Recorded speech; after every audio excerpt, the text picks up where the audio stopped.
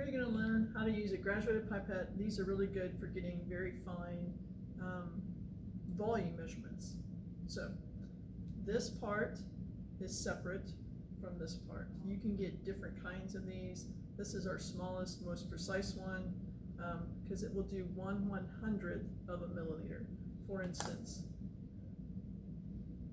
the distance between my fingers here is 1/100th of a milliliter. The distance between here and here is 1/10 of a milliliter, and from here to here is 1 milliliter.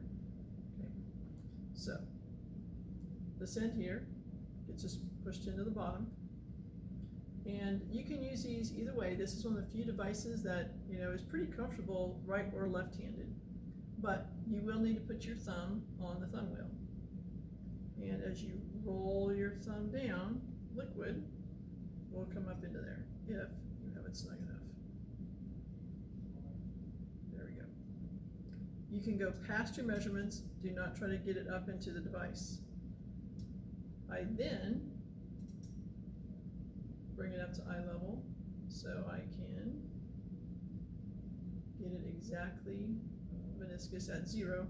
So now I know I have 1 milliliter in here. I can choose to use the thumb roller and dispense it, or I can push the plunger up here where my thumb is and just push down, and there it goes.